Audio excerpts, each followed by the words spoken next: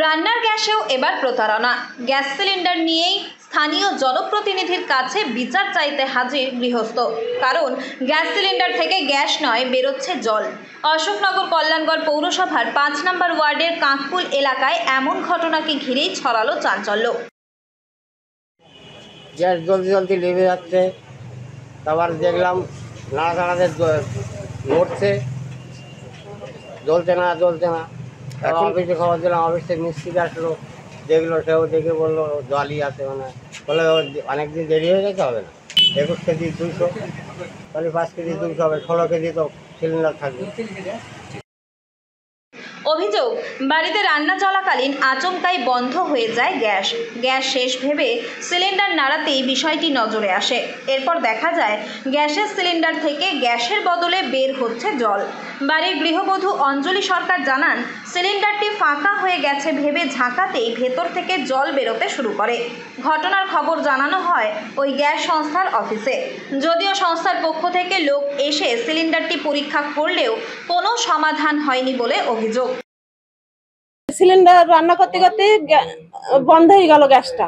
এবার ভাবছি মনে হয় গ্যাস নাই, আমি গ্যাসটা রেখে দিলাম।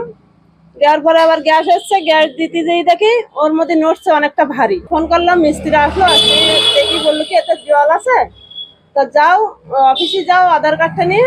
না, বললো একটু দেরি হয়ে গেছে, এই জন্য কোনো হলো না। কাউন্সিলরের জানা তাতে বেরিয়েছে, সবাই তো দেখলো এখানকার লোক। এখন চাইছে আমার তো হয়েছে, পরিবারটা আর কারণ না হোক, আর আমি আর কোনো একটা শুভেচ্ছা পাই। এরপর উপায় না দেখে স্বামী স্ত্রী দুজনে মিলে কাঁধে করে জল ভর্তি গ্যাস সিলিন্ডার নিয়ে সরাসরি হাজির হন ওই ওয়ার্ডের জনপ্রতিনিধি সঞ্জয় রাহার কার্যালয়ে।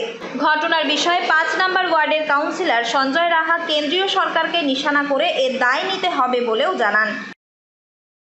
অভিযোগ করলেন যে গত কয়েকদিন আগে উনি রান্না করতে করতে দেখে হঠাৎ গ্যাসটা বন্ধ হয়ে গেছে।